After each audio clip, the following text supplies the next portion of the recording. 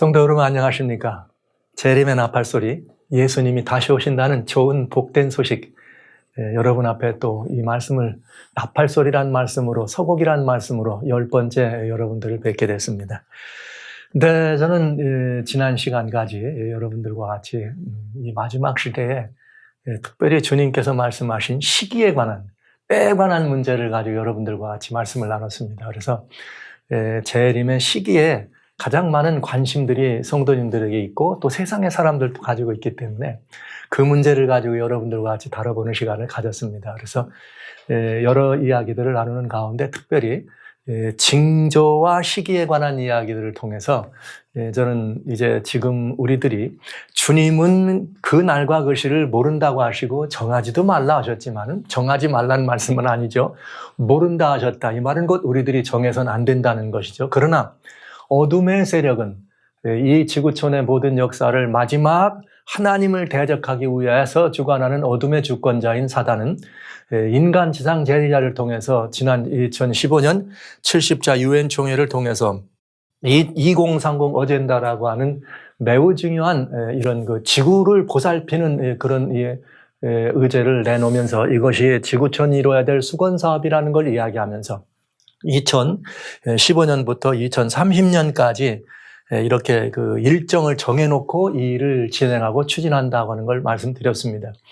그러니까 이거는 2030, 즉 2030년이라고 하는 이야기는 성경에 기록이 되어 있거나 예수님께서 하신 말씀이 아니고 예수님을 대적하고 성경을 왜곡하는 어둠의 권세 잡은 어둠의 주권자인 사단이 지상 대리자들을 통해서 이런 시간을 정했다고 하는 사실입니다. 그러니까 이것은 굉장히 그리스도인들에게는 아주 의미 있는 일이에요. 왜? 이 말은 무슨 말이냐?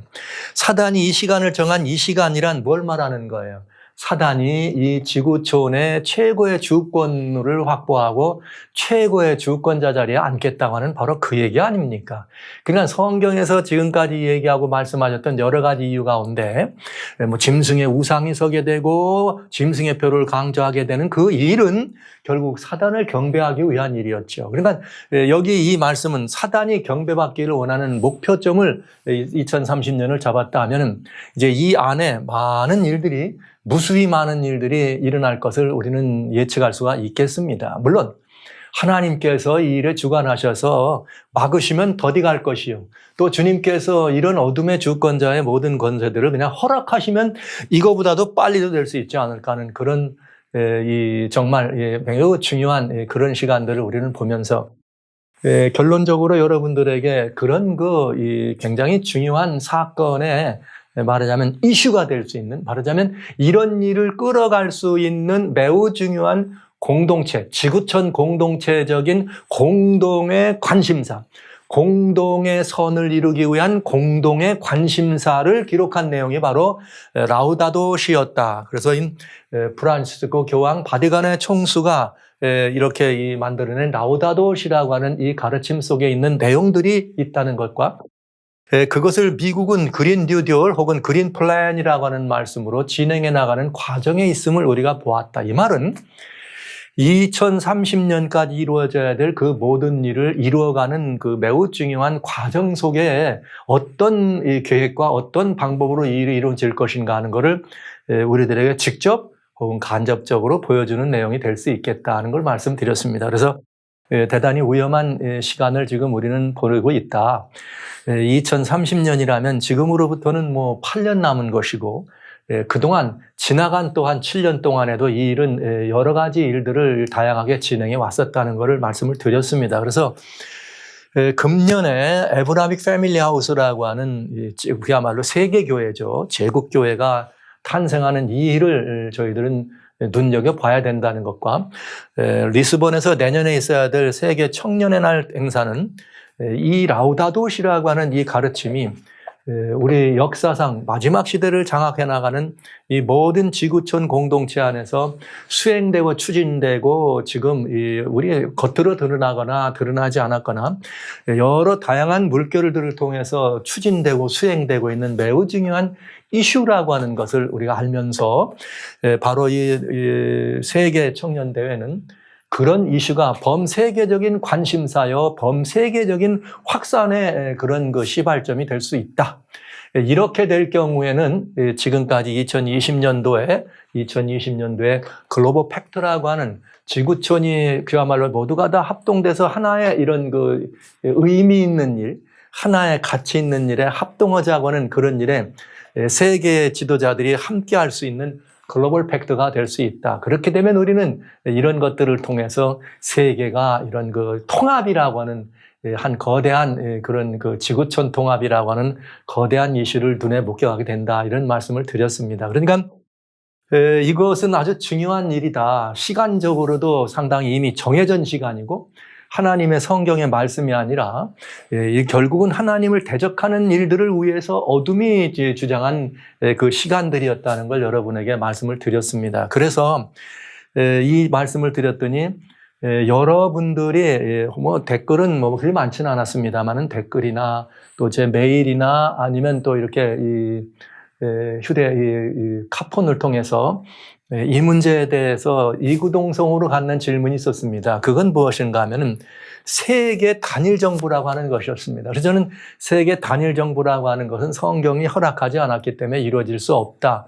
그러니까 주님이 오시는 것은 이렇게 이 열왕의 때, 즉 나라들이 하나의 정부로 되지 아니하고 나눠져 있을 때에 주님이 오신다. 그러니 2030년이 그것을 추진하는 일이라면 주님은 그 2030년을 기점으로 미뤄지든지 당겨지든지 여하튼 이 세계의 단일 정부를 구성하는 일은 이루어지지 않을 뿐더러 그걸 한다고 할 경우에는 그 전에 주님은 오실 수밖에 없다고 하는 성경적 이야기를 여러분들에게 드린 것입니다. 그래서 이 단일 정부라고 하는 이 모습은 성경에는 없다는 말씀을 드렸어요. 그럼에도 불구하고 이렇게 통합이란 말이 나올 때 사람들은 그것이 단일 정부가 아닌가 이런 생각을 할 수가 있죠. 그래서 제가 오늘 이 말씀 잠깐 이 질문에 대한 답을 먼저 드리고요.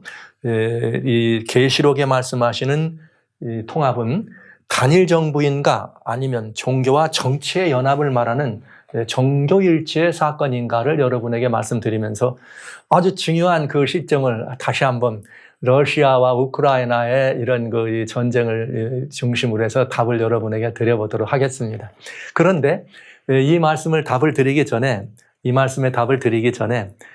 저희는 먼저 예수님의 재림의 나팔소리입니다. 그래서 예수님의 재림의 나팔소리는 사실은 예수님이 이 땅에 오실 때에 데살로니가전서 4장 16절에 하나님의 천사장의 나팔소리와 이렇게 하나님의 음성으로 천사장의 호령소리로 이렇게 이 땅에 오신다 이렇게 말씀하셨잖아요. 그러니까 여러분 우리 주님이 오신다는 이 나팔소리는 주님께서 이 세상을 경고하는 경고의 나팔소리와 함께 오시겠죠. 특별히 예수님의 재림과 관련돼서 예수님께서 이 땅에 있는 그리스도인들을 향해서 제자들을 향해 주신 경고의 나팔소리가 있습니다. 그거는 어디에 들어있는가 하면 마태복음 24장에 아주 자세히 들어있습니다. 그 마태복음 24장에 들어있는 자세한 내용 가운데 조금 여러분들에게 이 경고의 나팔소리와 함께 살펴볼 것들을 보면 이제 이 답을 얻는데 아주 수월해지기 때문에 이 답을 잠깐 먼저 보겠습니다. 마태복음 24장 3절로 5절에는 어떤 일이 예수님 말씀하셨는가 하면 예수님이 감난산 위에 앉으셨을 때에 제자들이 종용이 와서 가로되 우리에게 일러주세요. 어느 때에 이런 일이 있겠사오며 여기 이런 일이란 말은 무슨 말이냐. 여기 이 마태복음 24장 1절로 2절에 주님께서 예루살렘 성을 바라보면서 돌 하나도 돌 위에 남지 아니하고 다 무너질 거다 이렇게 말씀하셨어요. 그랬더니 제자들이 그런 일이 언제 일어납니까? 즉 예루살렘의 멸망이 언제 일어나겠습니까? 그리고 또 주님의 임하심과 세상 것, 즉 예수님의 재림에는 무슨 징조가 있겠습니까? 왜냐하면 내가 다시 오리라 말씀하셨으니까요. 그래서 이 말씀은 예루살렘의 멸망과 세상의 것, 즉 예수님의 재림을 의미한다는 것을 우리는 알 수가 있습니다. 이것이 제자들이 물어본 거예요. 예수님께 여쭤본 거예요. 예루살렘의 멸망은 어떻게 되고 세상의 마지막, 즉 예수님 재림은 어느 시점에 오게 됩니까? 이렇게 여쭤봤더니 예수님이 뭐라고 대답하셨냐면 제1설에 1갈에 맨 처음에 첫 번째 나팔소리가 뭐냐, 사람의 미혹을 받지 말라. 많은 사람이 예수님의 이름으로 나는 그리스도라 하여 많은 사람을 미혹한다. 즉, 이 말은 무슨 말이에요? 마지막 때 예수님 재림에 대해서 가장 큰 미혹은 어디에 있느냐? 예수님의 이름으로 온다 그랬으니까 교회 안에 있다 이 말이에요. 교회 안에 있다 이 말이에요. 미혹은. 그 다음에 또 주님께서는 뭐라고 말씀하시는? 그런 교회 안의 징조를 보라 이런 말이죠. 미혹을 살펴봐라. 그 다음에 난리와 난리 소문을 듣는다. 전쟁이죠. 두려워하지 말라. 이런 일이 있지만 아직 끝은 아니다. 전쟁이 있다 그래서 끝나는 건 아니다. 예. 그리고 뭐라 하셨는가? 민족이 민족, 나라가 나라를 대적하여 일어나고 처처의 기근과 지진이 있으리니 이것들은 재난의 무엇이라? 시작이라. 이렇게 돼 있어요. 그러니까 이것이 시작이면 이거보다 이 중간은 더 무서운 게 나오겠죠. 왜? 성도들이 겪는 재난이니까. 여기 난리와 난리, 전쟁의 소문들, 즉 전쟁과 지진과 기근은 지구촌, 보편적인 지구촌의 이런 이 난리죠. 난리지만 우리들에게는 이것이 재난이 어떻게 하는 거라? 시작되는 조짐이다. 그런데 그때에 우리가 이 재난이 우리들에게 닥쳐오는데 무슨 일 때문에 닥쳐오느냐? 사람들이 우리를 환난에 넘겨주고 우리를 죽이고 예수님의 이름을 위하여 모든 민족에게 미움을 받겠다. 그러니까 성도들을 핍박하는 일이 있겠다. 즉, 이 말은 기독교가 미움을 받는다 이거예요. 어디에서? 세상 사람들로요. 여러분, 이렇게 근년에 지금도 이 전 세계를 장악하고 있는 종교라 그러면 여러분은 어디라 생각하세요? 가장 많은 이렇게 지구 인구의 약 한 33%니까 약 4, 5억 정도가 기독교인이라면 17억 이슬람, 힌두 10억, 이렇게 따진다 치면 가장 큰 막강한 파워를 가진 종교가 기독교입니다. 그런데 성경은 이 기독교가 미움을 받고 박해를 받는다네요. 요즘 세상이 이상하잖아요. 만약에 어떤 나라든지 어떤 동네에서 이슬람이나 힌두교나 아니면 기타 다른 어떤 사람들에게 조금만한 불이익이 생기면 대서특필합니다. 난리가 납니다. 그런데 세상에서 연간에 말이죠. 수천 명의 그리스도인들이 2,000명, 3,000명 이렇게 4,000명 이렇게 매년마다 그리스도인들이 아프리카나 중동권이나 동남아시아나 아니면 이런 남미에서 기독교인이란 이름으로 순교를 당하고 죽는 사람들이 일어납니다. 뉴스에 나와요? 안 나와요. 그러니까 이상하게 세상에서 지금 어떤 일이 벌어졌느냐. 기독교가 악이 되었어요. 악이 돼버리고. 기독교가 아닌 다른 종교나 다른 부분들이 선이 되어 있는 이런 분위기가 전 세계적 분위기라는 걸. 여러분, 이게 오늘날 우리들의 현실이에요. 오늘 여러분 이게 우리들의 현실이라고요. 근데 성경에 뭐라고 그래? 기독교가 마지막 때 어떻게 된다? 미움을 받고. 근데 희한하잖아요. 가장 많은 인구 분포를 가지고 있는 종교가 핍박을 받는다 이 말이죠. 여러분 여기 미국 같은 경우도 말도 아니에요. 말도 아니죠. 기독교는 완전히 악의 이런 무리들처럼 그런 대접을 받죠. 왜? 기독교는 박해를 받아도 뉴스도 나오지 않아요. 당연시해. 그러나 어디 인권이니 뭐니 해가지고 조그만 다른 여기에 누가 뭐 하라면 벌떼같이 일어납니다. 벌떼같이. 이게 어디 미국뿐입니까? 어디나 다 지금 일어나는 그런 현상들. 자, 그러면서 또 미혹이 있죠. 그 다음에 사람들의 형편이 사랑이 시작하는 사람들의 형편이 있고 그러면서 교회를 향한 하나님의 권면은 뭐냐? 이렇게 미움을 받지만 그러나 끝까지 뭐하라? 견뎌라. 이것이 예수님의 나팔소리예요. 그리스도인들아 뭐하라? 견뎌라. 그리고 그냥 견디는데 참 이상한 일이지만 이렇게 종교가 교회가 이렇게 복음을 가지고 전 세계를 장악해 나가고 세계에 이렇게 많은 기독교가 증거되고 전파될 때에 상대적으로 일어나는 일이 있었어요. 그건 뭐냐? 박해입니다. 이 말은 무슨 말이냐? 박해받을 때에 기독교는 더 많이 뭐했다? 전파됐다. 근데 이 말이 끝까지 견디는 자는 구원을 얻는다. 그리고 복음이 모든 민족에게 전거되게 하여 온 세상에 전파되리니 그제야 끝이 온다고 하는 예수님의 재림과 관련돼서 복음의 전파가 있는데 반드시 복음이 전파되는 것과 뭐예요? 끝까지 견디는 자죠. 기독교의 박해는 어떻게 된다? 같이 간다. 그러니까 여러분 박해라고 하는 것이 어둠은 기독교를 핍박하고 기독교를 멸절하고 싶어서 오만 일을 하지만은 결국은 그 일이 어떤 일이 되느냐?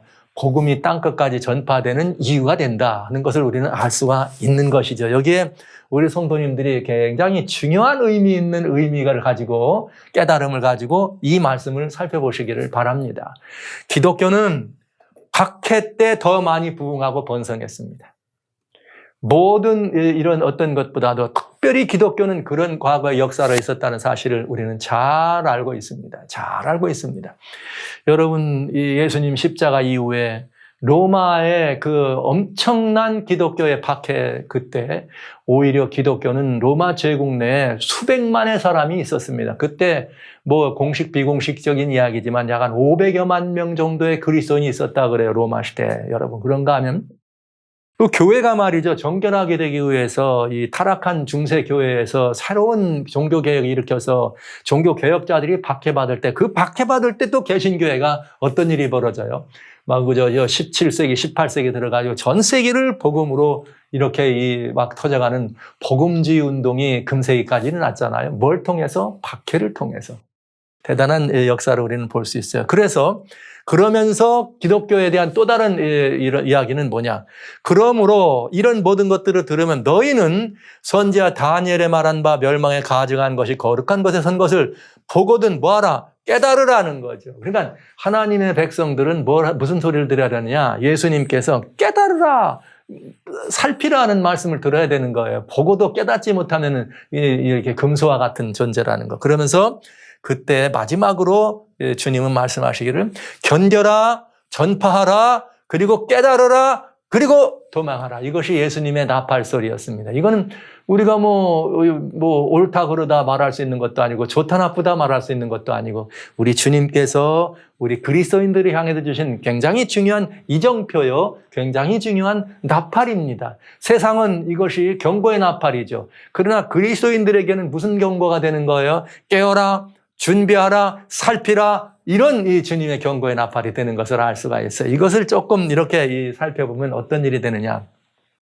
제일 처음에는 미혹을 주의하라. 누구요? 예수님의 제자들이요. 어디에 미혹이 있다? 교회 안에 있다. 이 중요한 일이에요. 그 다음에는 징조들을 뭐라고요? 살펴보라는 거죠. 여기 말씀하신 말씀을 살피라는 거. 전쟁이 있고 지진이 있고 기근이 있고 사회적 징조들, 사람들을 살펴봐라. 그리고 기독교가 박해를 받는지 살펴봐라 이 말이에요. 박해받는다. 그리고 그러나 그리스도인들은 어떻게 하라? 견뎌야 되고 그 다음에 그 견딤을 통해서 복음은 어떻게 되고 땅끝까지 전파된다. 여러분 박해를 피해서 땅끝까지 전파되는 것이 뭐예요? 복음입니다. 마지막에 여기 도망하라. 제가 여러분 떠나라고 하는 말씀을 이미 여러 번 드렸어요. 대재앙의 서막에서 또 재림의 나팔소리로 떠날 때가 되었다. 이런 나팔소리를 말씀드렸는데 우리의 떠남의 이유는 도망가거나 그냥 단순한 피난이 아니라 마지막 거기가 어디라고요? 선교지라고요. 그러니까 여러분 잘 보십시오. 우리가 그리스도인들이 마지막 때에 떠나가야 될 곳은 어디냐? 사람의 손이 잘 닿지 않았던 아직도 미개척지, 아직도 사람들이 많이 살지 않는 황무한 곳이라면 복음도 어떻게 된 곳이에요? 들어가지 않았죠. 그래서 사람들이 도시화돼서 도시로 몰려들 때 교회는 도시에서 성장했습니다. 그러나 도시로 몰려들 때 아직 도시와는 거리가 먼, 즉 말하자면 도시화되어 있지 않은 어떠한 한적한 곳, 황폐된 곳, 미개척지 이런 곳들은 여전히 복음의 뭐가 되는 거예요? 사각지대니까 거기를 가는 것은 한적한 곳이죠. 그래서 결국은 그것이 여기 도망하라 이 표현은 결국은 뭐냐면 땅끝까지 뭐하라는 거예요? 복음을 전파하라는 주님의 명령이라는 소리를 여러분이 꼭 기억해 주시기를 바랍니다. 자, 이것을 보면서 우리는 도표를 한번 살펴보시면 재밌는 이 도표를 볼 수가 있습니다. 자, 지금 보았는데 그러면 예수님은 마태복음 24장에 이런 징조들을 말씀해 주셨는데 요한계시록 12장부터 예수님 재림까지 되어 있는 요한계시록 후반부에는 과연 그런 징조들이 나와 있느냐 하는 거예요. 징조들이. 자세히 살펴보시면 계시록의 12장에는 뭐 예수님의 진실된 하나님 백성들 제자들에 대한 이야기가 나오고 그다음에 여기 제가 말씀드린 것처럼 우상을 세우는 일이 계시록 13장. 그런데 이 세우는 일이 되기 전에 먼저 이루어질 일이 사실은 계시록 18장에 나오는 종교 통합, 정치 통합, 경제 통합이 있다. 이게 이루어져야지만 뭐가 된다? 우상이 경배되는 또 짐승의 표가 강요되는 이런 일이 벌어진다.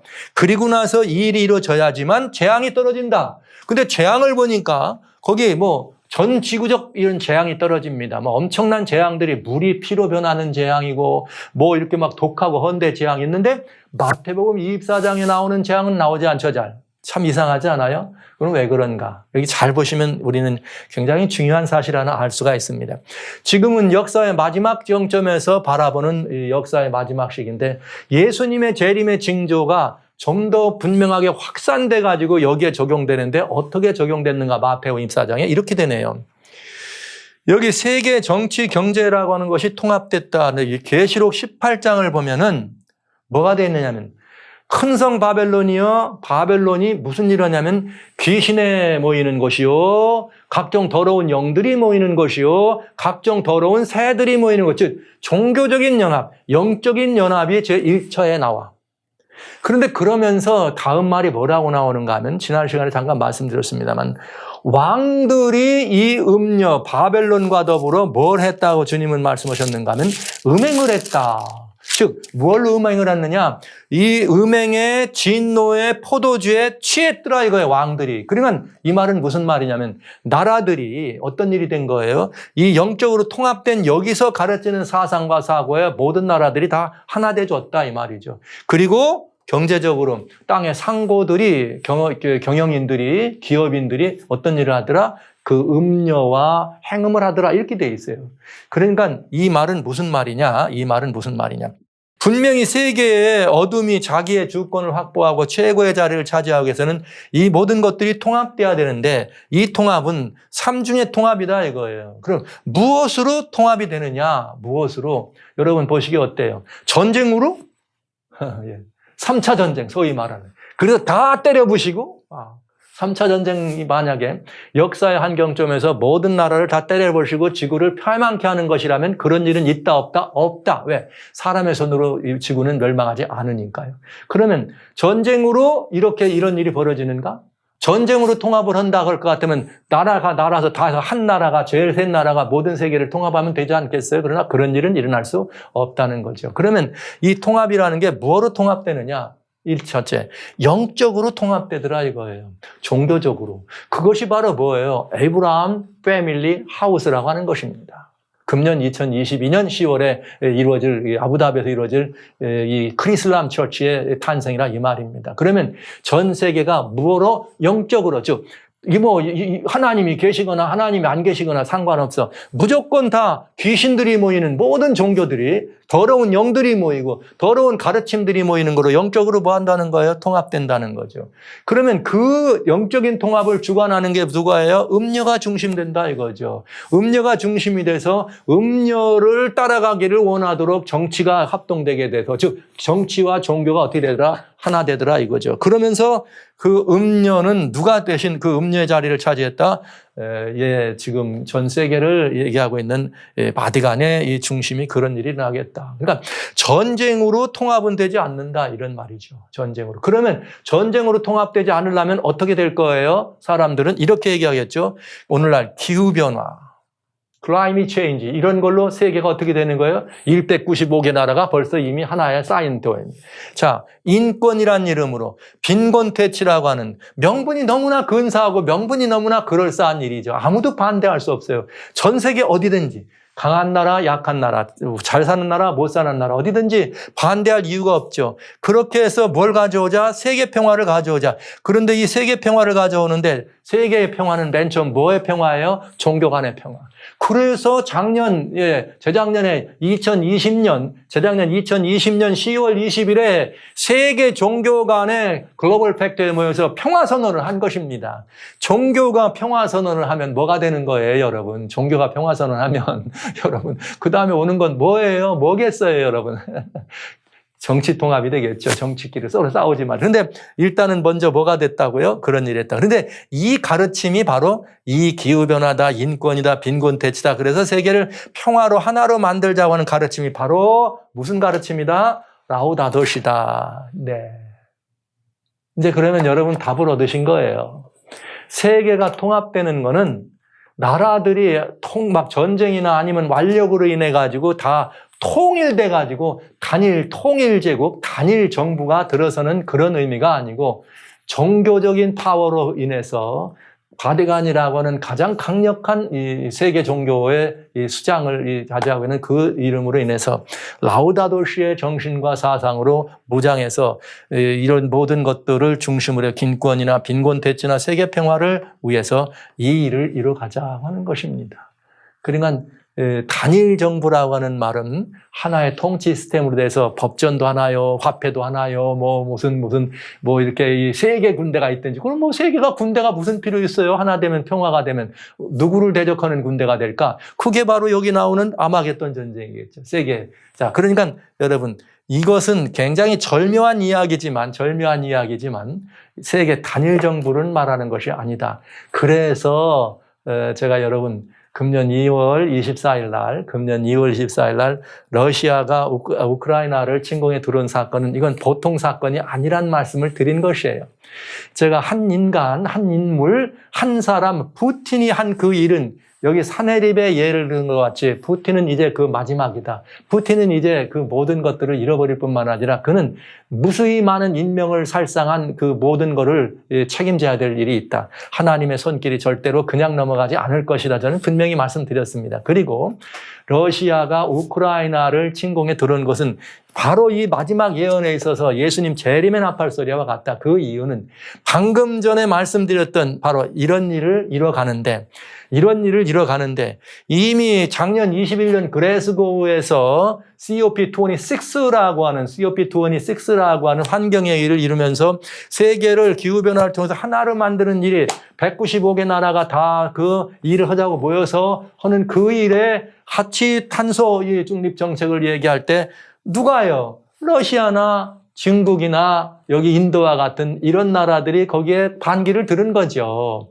반기를 들었으니까 여기에서 얘기하고 있는 세계 평화를 위해 누가 된 거예요? 그는 반대한 사람이 되는 거죠. 존재가 되는 거죠. 결국은 세계 평화라는 이름으로 인류를 어떻게 되게 하려는 이런 통합을 가져오는 세계 글로벌리스트들 소위 그들의 안목으로 보았을 때는 그는 제거 대상이 되겠죠. 그런데 마침 무슨 일을 해왔어요? 2월 24일 날 우크라이나를 침공해 들어온 것입니다. 그래서 러시아와 우크라이나 사이에 이런 전쟁이 일어났을 때 러시아는 한 3일 아니면 뭐 일주일이면 끝장난다 그랬는데 일주일은커녕 여러분 오히려 러시아가 우크라이나를 쳐들어옴으로 말미암아서 전 유럽과 미국이 똘똘 뭉쳐가지고 어떤 일을 합니까? 군대를 지원하면서 러시아에 대해서 러시아를 이렇게 반대하는 그 침공을 반대하는 일을 벌린 거죠. 그렇게 됐더니 러시아는 누구를 유일하게 중국과 말이죠. 형제와 같은 동맹 관계를 얘기한 중국을 믿고 또 한판 중국에게 뭔가를 좀 이렇게 도움을 받기를 원했지만 여러분 아시는 것처럼 이렇게 전투에는 이기고 전쟁에는 진다 이런 표현이 있어요. 근데 실제 누가 이런 일을 경험했느냐? 24일 날 그냥 러시아가 그냥 물밀듯이 우크라이나에 들어와 가지고 이 우크라이나의 이런 그 남부 이렇게 이 동부 쪽에 또 북동부 완전히 그냥 전면적인 이런 부분을 그냥 순식간에 들어왔습니다. 마치 전쟁은 러시아가 모든 것들을 다 장악하는 것 같은 일을 일으켰지만은 실제 우크라이나에 들어왔더니 러시아가 이긴 것이 아니라 전쟁에서 우크라이나는 큰 손실을 입고 오히려 패하게 되는 그런 형상을 빚으면서 2차 다시 침공, 그 다음에 마지막 돈바스를 중심으로 재침공을 하지만 안 돼서 소련은 중국에게 군대 원조를 요청합니다. 러시아의 뒤는 오로지 중국밖에. 저 바보 같은 북한이나 저 이렇게 시리아 같은 데는 러시아 잘한다 했지만 중국은 가장 강력한 이런 그 자유진영의 반대 세력이었던 중국은 러시아와 혈맹이라고 했지만 도와달라 그랬더니 도와줘요? 못 도와줘요? 못 도와줘. 못 도와주는 이유가 뭐예요? 못 도와주는 이유가 여기 아시다시피 미국이 중국에게 러시아 도와주지 마. 러시아 도와주면 안 돼. 바이든이 분명히 얘기했어요. 너 도와주면 안 돼. 이렇게 중국이 너희들 러시아 도와주면 그 아주 강력한 제재뿐만 아니라 책임을 질 일이 있다. 그 중국이 러시아를 직접적인 도움을 주지 못하고 있네요. 지금 누가 이 전쟁을 알고 보니까 지휘하고 있는 것 같아요.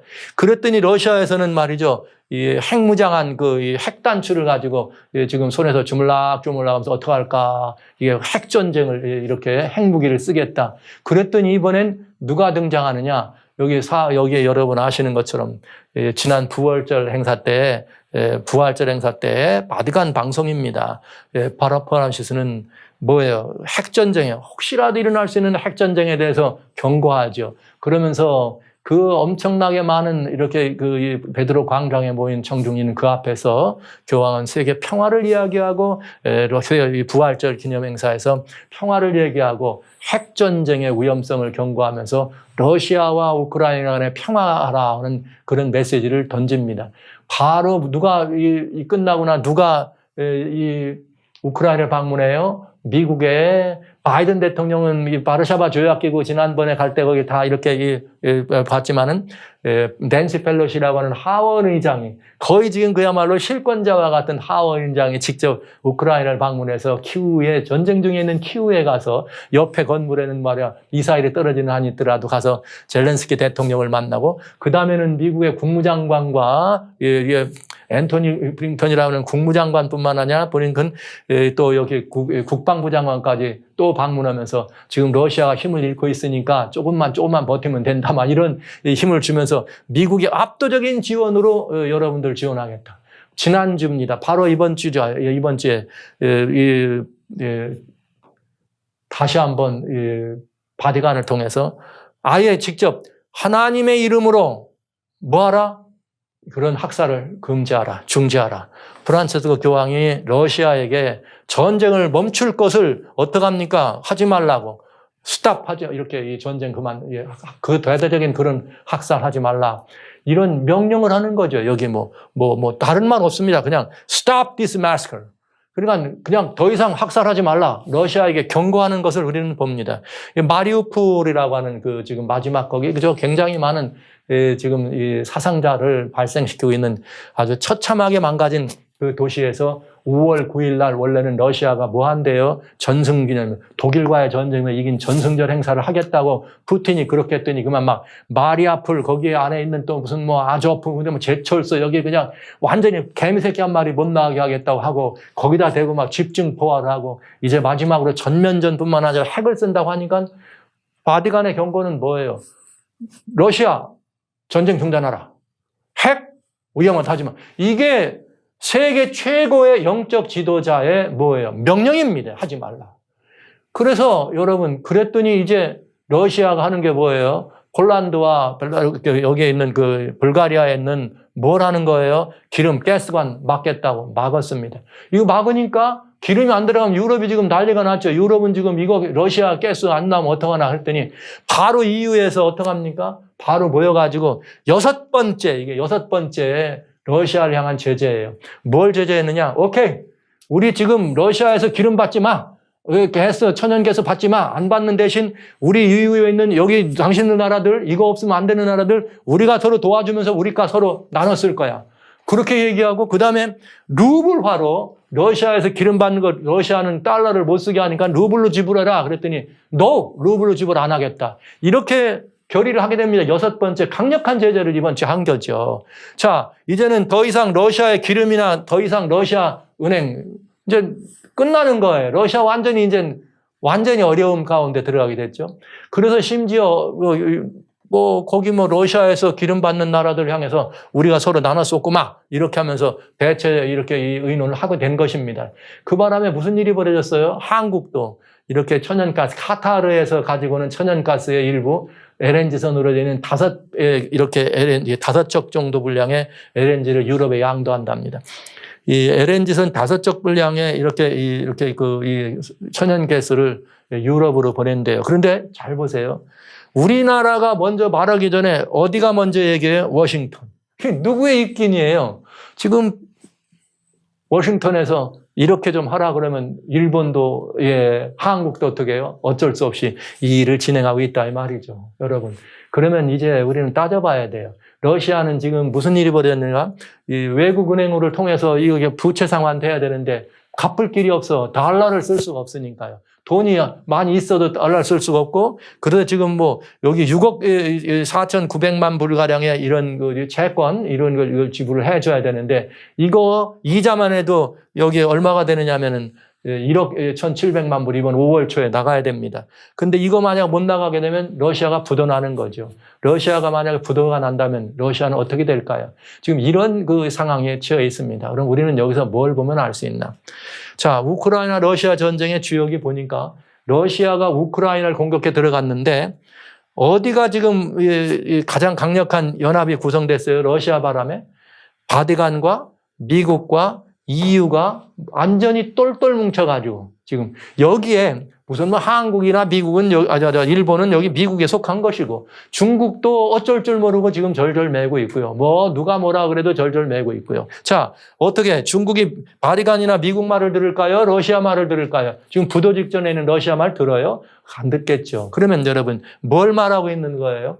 세계에서 가장 강력하게 전쟁을 일으키거나 어떤 것들을 일으킬 수 있는 가장 강력한 나라가 있다 그러면 미국을 상대로 해서 러시아 아니면 미국을 상대로 해서 중국입니다.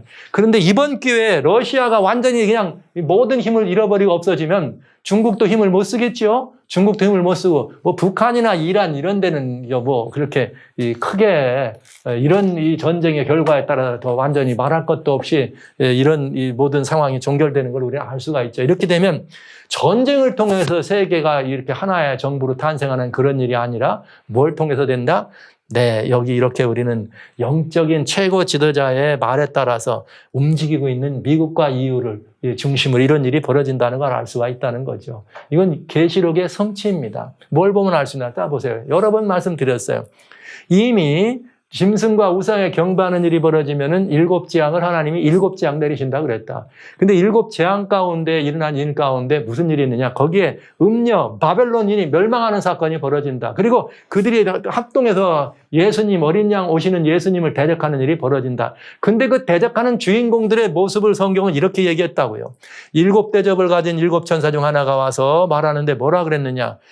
많은 물이 앉은 큰 음녀. 이 음녀가 누구예요? 여기 그 이마 이름이 그런데 비밀이다. 음녀는 누구예요? 바벨론이다. 땅의 음녀들과 가증한 것들의 어미라 하였더라. 그런데 계시록 18장에는 바로 이 바벨론 음녀가 뭘 한 거예요? 땅들의 왕들과 음행하고 땅의 상고들과 음행하고 그 여기 나왔죠. 땅의 임금들도 더불어 음행하고 땅에 거하는 자들도 음행의 포도주에 취하였다. 그러니까 세계가 단일 정부가 될 필요가 없어요. 뭐 했으니까 이미 영적으로 이 음녀의 술에 취한 것이죠. 이 음녀의 술에 취했단 말은 음녀의 영에 취했단 말이에요. 이 음녀의 가르침에 취했단 말이고 이 음녀의 사상에 취했단 말이죠. 그러니까 우리는 이 바로 그 사상들을 우리는 잘 볼 필요가 있다고 하는 것입니다. 이 안에 이름으로는 세계평화고 빈곤퇴치고 인권이고 기후변화고 이런 이야기지만 정의사회 구현이고 그런 이야기지만 내용은 뭐라고요? 결국은 이렇게 해서 뭐라고요?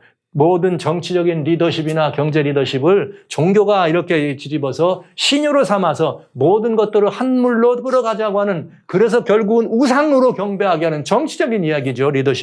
종교적인 리더십이죠. 그 일인 것을 우리는 알 수 있다는 거예요. 그런데 이 일을 행하는데 음녀가 죄지면은 누구만 남느냐? 여기 10뿔 가진 7머리 10뿔 가진 짐승만 남는데 그 짐승에 있는 10뿔은 열왕인데 아직 나라를 얻지 못하였으나 다만 짐승으로 더불어 임금처럼 권세 동안은 일순간만 받더라. 그러니까 10뿔은 10나라를 의미했던 것이고 이 짐승은 또 다른 짐승이었습니다. 그러니까 여기 10뿔과 짐승이 합동하는 거예요. 근데 10뿔은 계시록 요거의 10뿔은 계시록 13장을 보면 알고 계시록 12장을 찾아보면 아는데 그건 분명히 어디라고 할 수 있다? 그건 유럽 열강인 걸 알 수 있다. 요즘으로 말하면 EU라고 말할 수 있습니다. 그리고 또 현실적으로도 그들은 유럽 연합이라고 하는 걸 가지고 하나가 되려고 했지만 그들은 하나가 되지 못하더라. 여기 정확하게 절묘하잖아요. 10뿔은 열왕인데 나라를 얻지 못하더라. 합동되지 못한다는 거죠. 그러나 누구와 더불어 다만 짐승으로 8번째 왕으로 등극한 이 짐승이지만 결국은 성경에 나오는 짐승으로 묘사된 대강대국들의 탄생 배경이 처음에 나오는 이 모든 5나라까지 다니엘 7장에 나오는 짐승이나 계시록 13장 1절에 나오는 짐승은 다 물 위에서 나옵니다. 그러나 계시록 13장 11절부터 나오는 6번째, 7번째 짐승은 어디서 나와요? 땅에서 올라옵니다. 그렇다면 이 8번째로 되어 있는 8번째 왕은 어디서 나오느냐? 광야에서 나온다 그랬으니까 광야는 바다가 아니고 땅 아닙니까? 그러나 결국은 미국이 될 수밖에 없다. 그러면 유럽과 미국이 어떻게 된다? 합동되겠다 이 말이에요. 그렇게 해서 한 뜻을 가지고 어린 양으로, 즉 아마겟돈 전쟁의 주인공이 된다 이 말이죠. 그러니까 여러분, 그렇지 않기를 바라지만 이 나라가 결국은 용의 나라라고 하는 사실, 제가 서 있는 이 나라가, 제가 이 한복판에서 이 나라가 용의 나라라고 말하는 것이 이렇게 즐거운 일이 아닙니다. 그렇지 않기를 바랍니다. 그러나 이 나라는 여러분 아시는 바대로 용의 나라가 분명합니다. 누구를 대적하는? 예수님을 대적하는.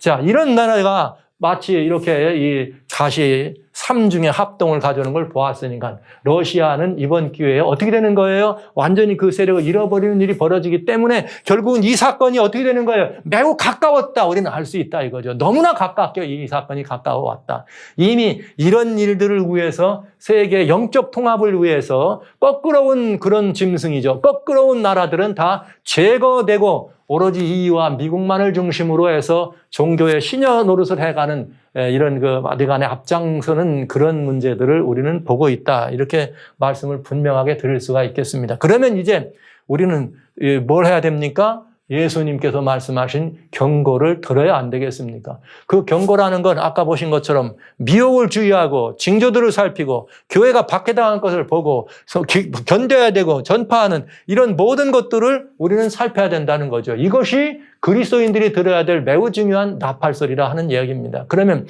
계시록이 보여주는 이 예언의 일정에서 여러분, 자, 이 예언의 도표를 보면 13장에 나오는 것이나 18장이나 그다음에 15장, 16장, 17장, 18장까지는 무슨 이야기가 들어있느냐?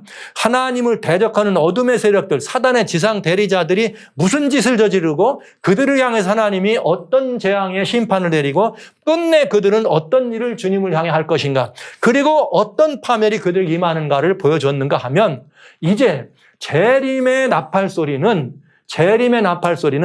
어둠과 사단에게만 내가 온다 하는 주님의 나팔 소리가 아니고, 주님이 이 재림의 나팔을 부르실 때는 성도들아 어찌할꼬, 성도들아 어찌할꼬, 성도들을 향해서 준비하고 성도들을 향해서 깨어 있으라고 하는 주님의 나팔 소리라고 하는 것을 알 수가 있다는 거죠. 자, 그러면 뭐예요? 어둠의 세력을 살펴보면서는 뭐하라? 성도들에게 미혹을 주의하라. 징조들을 살펴라 이 말이에요. 여기에 나와 있는 다양한 징조까지 보았잖아요. 사회적인 징조, 세계 정치, 경제 모든 징조를 보았잖아요. 그리고 그 또 하나는 뭐냐? 기독교를 박해하는 일이 뭐가 된다? 징조가 된다. 왜? 우상을 세우면 누가 가장 박해받겠어요? 그리스도인이겠죠. 그러나 뭐하라? 견뎌라. 이런 말씀을 우리는 보면서 결국은 미혹을 주의하라, 그리고 징조들을 살피고 기독교를 박해할 테니까 견뎌라 하셨다면은 이거를 잘 할 수 있는 방법도 주셨을 거 아니에요. 그러면 그 이야기가 어디로 듣는가? 요한계시록 12장에는 참 그리스도인이 누군가 설명해 주는 것입니다. 그리고 뭐예요? 그 그리스도인들이 계시록 14장에는 땅끝까지 복음을 뭐하는 일? 전파하는. 왜? 공중을 나는 천사가 하늘을 나르면서 여기 뭐라고 합니까? 하늘과 땅과 바다와 물들의 근을 만드니 경배하라 하더라, 경배하라 하더라. 무너졌도다, 무너졌도다, 큰 성 바벨론이야. 얼마나 분명한 이야기가 계시록 12장에 나오는 14장에. 그러면서 요한계시록 14장 1절로 5절은 참 그리스도인의 성격이 나와요. 예. 하나님의 계명과 예수의 증거를 가진 사람들과 더불어서 용이 대적하는 나오는데, 계시록 14장 1절로 4절에 보면은 여기 14만 4천인이 등장합니다. 어린 양과 더불어 시온산에 섰습니다. 어린 양이 어디로 이끌리지 따라가는 사람들입니다. 그들은 말이죠, 미혹되지 않은 사람, 예, 말하자면 회행하지 않은 사람들인 것을 알 수가 있죠. 그러니까 이 경고의 나팔 소리는 누가 들어야 돼요? 우리가 들어야 된다 이 말이에요. 여러분, 그러니까 이거 대단히 중요한 이야기예요. 그리고 전파하면 돼. 뭘 통해서 전파한다? 환난과 핍박을 통해 전파하더라. 그러니까 복음을 전파하는데 끝내 어디까지 가더라? 마지막까지 가서 이 사람의 손이 닿지 않는 땅끝까지 이 복음을 전파하는데, 거기에 전파되기 위해서 뭐가 와요? 환난도 있고 핍박도 있더라 이 말이죠. 여러분, 대한민국의 복음이 외정 때만 해도 말이죠. 일본의 식민지 체할 때는 북한이 훨씬 더 복음이 잘 전도가 됐죠. 그래서 그런 말도 있어요. 6.25 전쟁이 일어남으로 말미암아 복음이 남한에 전파됐다. 그래서 남한이 6.25 전쟁 이후에 정말 세계 복음화의 중심이 되는 그런 일을 보는 것처럼 그리스도인들, 기독교는 박해와 핍박이 오면 더 많이 복음이 전파되는 굉장히 중요한 이 도구였다는 것을 우리는 알게 됩니다. 그것처럼 여러분 역사가 증명해 주는 것처럼 예수님께서 말씀해 주셨어요.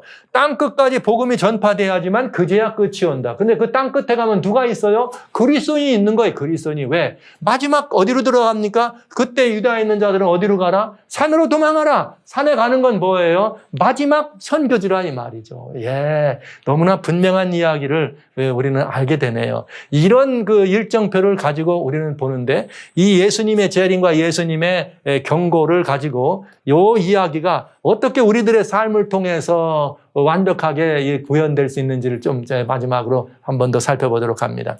자, 우선 중요한 건 여러분과 제가 살펴야 될 우선 중요한 건 이것입니다.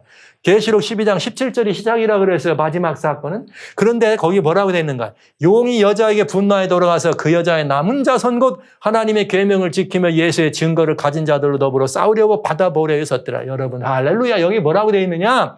마지막 때 참 그리스도인은 누구냐? 용이 뭐 하는 거예요? 용이 없애기를 원하는, 용이 분내서 사라지게 하기를 원하는. 예수님은 뭐라고 그랬어요? 세상이 너를 미워할 거다. 그러니까 여러분, 세상에서 미움받는 그리스도인은, 세상이 미움받는 그리스도인이 진짜 그리스도인이에요.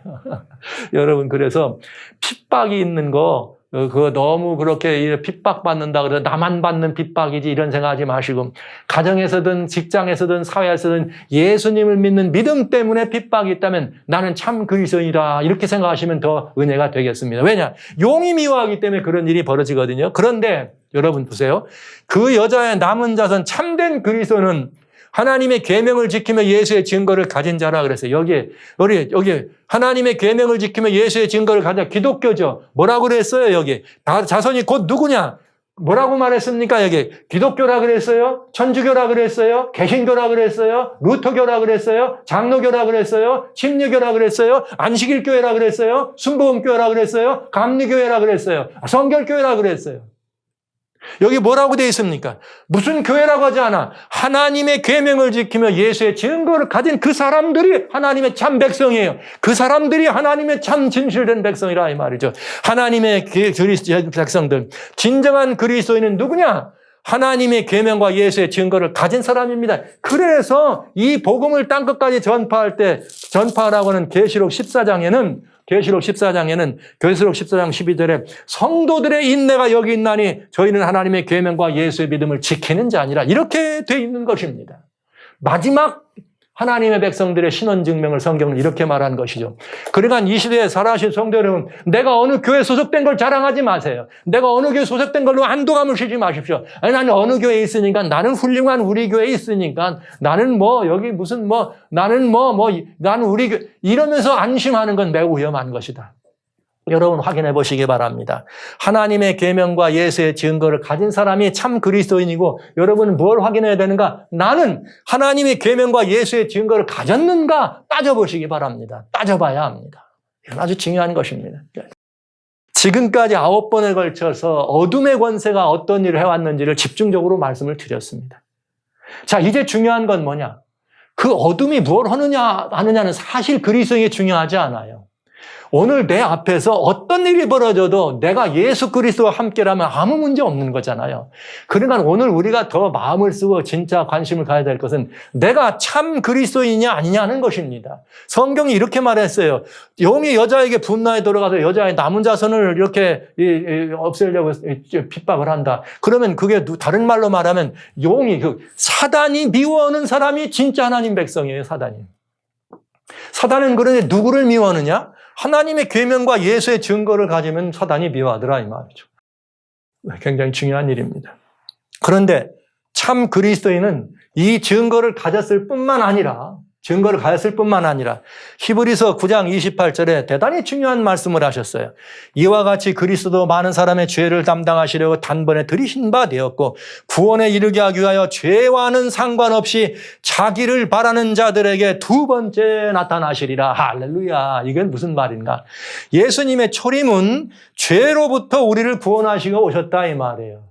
그러나 예수님의 재림은 이제 죄로부터는 우리를 다 구원했어요. 죄에서 우리를 죄를 용서하시고 죄값을 갚으셨기 때문에 더 이상 주님은 죄를 위해서 하실 게 없어요. 왜? 완전히 구원을 이루셨으니까. 남은 건 뭐냐? 이제는 이 죄악의 관영에서 무너지고 망가진 죄의 결과로 말미암아 허물어진 이 죄악 세상에서, 관영한 세상에서 우리를 뭐 하려고요? 자기를 바라는 자들에게 두 번째 나타나시라. 그래서 내 아버지 집에 거할 곳이 많으니라. 그건 뭐냐? 여기에 다시는 아픔도 핍박도 괴로움도 고통도 눈물도 슬픔도 모든 세상의 모든 조림이 없는 바로 그 아름다운 거. 네, 다툼이 없는 거. 그 나라로 우리를 데려가시려고 뭐 하신다? 두 번째 나타나신다 말씀하셨네. 여기 재림 아니에요? 예수님 두 번째. 자, 그러니까 참 그리스도인은 하나님의 계명과 예수의 증거를 가진 사람들일 뿐만 아니라 뭐 하는 사람이에요? 예수님을 어떻게 하는 거예요? 기다리는 사람들입니다. 예수님을. 그들은 예수님도 죄와는 상관없이 우리와 오지만은, 우리를 위해 오시지만은 실제 그 그리스도인들은 우리도 뭐하는 상관없는 사람들이에요? 죄와는 상관없는 사람들이에요. 제가 이렇게 말씀드리면, 목사님 어떻게 우리가 죄와 상관없이 삽니까? 완벽하게. 왜 죄와 상관없이 왜 못 살아요?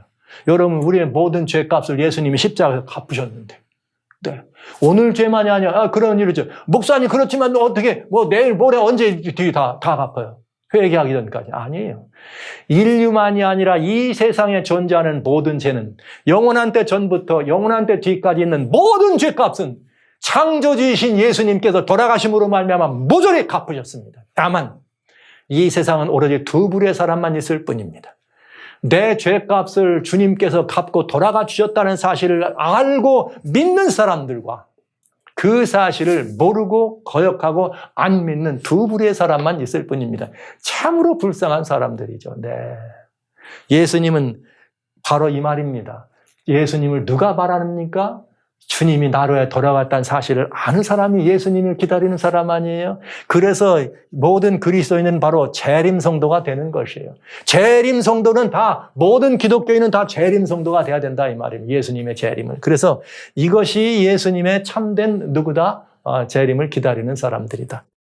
예, 여러분, 이 사랑하신 성도 여러분, 저는 여러분과 같이 이 말씀을 오늘 시간에 이렇게 드리면서 정말 다시 한번 오직 예수 그리스도와 여러분의 관계가 온전해져서, 여러분들과 예수님과의 관계가 온전해져서 정말 더 이상 아무런 두려움 없이 나는 예수님께로 올인된 사람이란 사실을 주장하면서 참된 그리스도인, 하나님의 계명과 예수의 증거를 가진 참된 그리스도인으로 살도록 자신을 돌아봐 주시기를 간절히 소원합니다. 이것이 우리들의 살 길이 되겠습니다. 그래서 여러분, 여기 말씀하셨어요. 이제 마지막 때의 시대는 주님께서 이렇게 이 죄와는 상관없이 두 번째 오신다는 사실을 기다리는 사람들이에요. 여러분, 예수님 재림 정말 기다리시는 거 맞죠? 여러분이 예수님의 재림을 기다리신다면 여러분, 이 기다리는 이들에게 어떻게 주님은 기다릴 수 있는 그 힘과 능력을 주시고 어떻게 이 용과의 싸움에서 사단을 이길 수 있는가, 이런 모든 부분들을 주님이 침묵하지 않으셨겠죠? 우리들에게 분명히 주님은 이 모든 사건을 보여주셨습니다. 저는 오늘 이 시간에 여러분들에게 러시아 우크라이나 전쟁이 왜 중요한지를 다시 말씀드리면서, 그것은 요한계시록의 정확한 성취가 될 수 있다는 사실 이렇게 말씀드리면서, 이 일은 바로 계시록의 후반부에 우리들에게 마지막 시대에 증거되는 역사 가운데, 그렇게 예언된 역사 가운데, 어둠의 세력이 일하고 있는 그 모든 일 가운데 세계를 지금 영적으로 통합해가고 있는 일이 이렇게 분명히 우리 눈앞에 이루어지고 있다는 사실을 말씀드렸습니다. 너무나 분명히 이루어지고 있다는 사실을 말씀드린 것이죠. 세계를 하나의 단일 정부로 하는 통치 시스템이 아니라 세계를 하나의 거짓된 종교 안으로, 거짓된 영적 통치 안으로 세계를 묶어서 그 잘못된 거짓 종교가 세계의 모든 정치와 종교들을 사로잡아서 그들의 신료로 삼아서 세계인들을 삼중으로 통합시키고 이제는 결국 우리들을 어둠의 세력으로 끌고 가는데 그것을 어떻게 하겠다는 거예요? 2030년까지 해버리겠다고 지금 약속했다면 그리고 추진한다면 그리스도인들은 지금 매우 참 중요한 시점에 서 있다는 사실을 인정하지 않을 수가 없는 것입니다. 사랑하시는 성도 여러분, 오늘 성경은 이렇게 말했습니다. 우리 앞에 어떤 일이 벌어지는가, 우리 앞에 어떤 일이 이루어지는가는 어떤 일이 난들 무슨 상관이 있어요? 아무것도 염려 없습니다. 나는 뭐가 가장 중요하냐? 내가 진짜 참 그리스도인인가가 중요한 거예요. 내가 정말 예수님 안에 있는 그리스도인인가가 중요한 것입니다. 그러니 여러분, 이제 그만 이 세상에 일어난 일만 가지고 그냥 막 눈뜨고 보지 마시고요. 제가 세상에 일어난 일들이 여러분들의 관심이 있기 때문에 그런 일들을 많이 보여주셨습니다. 네, 그런 일들을 보여드리다 보니까 그런 일들에는 뭐 세상에 많은 분들이 그냥 이거 웬일이지 하고 막 카톡 하면서 보는 걸 봐요. 그러나 정말 중요한 것은 이 세상에서 사단이 어떻게 역사하느냐가 아니에요. 그게 아니에요. 사단이 어둠이 어떻게 세상을 끌어가려고 하냐 그거 아는 게 중요한 거 아니에요. 그건 아무것도 모르셔도 돼요. 진짜 중요한 건 뭐냐? 내가 지금 오늘 이 시간, 내가 지금 이 시간 하나님과 나는 정말 온전한 살아있는 관계에 있는 사람인가? 나는 정말 그리스도이신 예수로 말미암아 하나님의 천백성이 된 사람인가? 그래서 약속대로 주님이 새하늘과 새 땅 이루실 걸 바라보면서 다시 오시는 예수님을 기다리는 사람인가? 내 심령 속에 그날 이후로 주님께서 우리 마음 가운데 심어주신 하나님의 법이 우리의 모든 것들을 장악해서 나로 하여금 예수 그리스도의 영이 나를 이끌어가는 사람인가? 그리고 나는 그렇게 삶을 살아가는 사람인가에 대하여 더 많은 관심을 가지시고 오늘 하루하루 내일 모레 주어지는 그 모든 날 동안 나는 정말 예수님 편에 있는 사람이란 사실, 예수님과 함께한 사람이란 사실을 끝까지 주장하고 주님께만 여러분들의 마음을 고정시킬 필요가 있다고 하는 것입니다. 그래서 저는 예수님의 재림하실 때 예수님의 나팔소리는 어둠의 세력이 일으켜는 것을 우리에게 알려준다. 이것이 징조다. 이거를 중요하게 생각하시는 것이 아니라 사실은 그런 일이 일어날 때 그리스도인들인 우리들에게 어떻게 해야 될 것인가를 보여주시고 있는 것이 더 중요하다는 거죠. 그래서 성도들아, 우리는 이러한 때 어떤 사람이 되어야 마땅한고 오늘 다시 한번 여러분 꼭 말씀드립니다. 죄와는 상관없이 자기를 바라는 자들에게 두 번째 나타나시리라. 할렐루야. 주님은 다시 오십니다. 그러니까 이제 자신을 꼭 한번 점검해 보시기 바랍니다. 세상이 나를 미워하면 나를 미워하는 것이 아니야. 예수님을 미워하는 것이야. 예수님 제자들에게 그런 말씀하셨으니까요. 세상이 너희를 미워하는 것은 누구를 미워하는 거다? 세상이 예수님을 알지 못하기 때문이다. 그것처럼 여기 사단이 기왕이면 사단과 정말 이렇게 대결할 수 있는 사람이 돼야 됩니다. 그러니까 그리스도인들은 겨우 말이죠. 이런 말씀을 제가 많이 이렇게 드리다 보면은 우리 성도님들이 그냥 여러 가지 보니까 이 예수님의 경고의 말씀들 앞으로 제가 계속해서 이 말씀을 제가 드리게 되겠습니다만 그리스도인들은 여기 뭐라 그랬느냐? 용은 그리스도인들을 없애려고 합니다. 그러니까 그리스도인들의 진짜 정원한 마스는 교회끼리 너희 교회, 내 교회 이게 아니고 교인들끼리 그 교회, 이 교회가 아니고 우리가 함께 그야말로 맞서야 될 대상은 누구인가? 용이에요. 사단입니다. 사랑하시는 성도 여러분, 가정에서, 직장에서, 사회 현장에서, 삶에서, 이 나라에서, 이 세계에서 사단과 담벽에 맞짱 뜨는 위대한 그리스도의 삶을 살면서 이기고 또 이기는 참 하나님의 남은 백성, 진정한 그리스도인으로서 여러분 승리할 수 있는 준비가 갖춰져 있는 그런 그리스도인으로 설 수 있기를 간절히 소원합니다. 성도 여러분, 주님은 다시 오십니다. 그날이 심히 가깝습니다. 잠깐 오면 오시리가 오십니다. 주님이 주신 경고의 나팔소리 끝까지 견디라. 이 말씀을 기억하시면서 참된 그리스도로 서주시기를 주의 이름으로 축원합니다.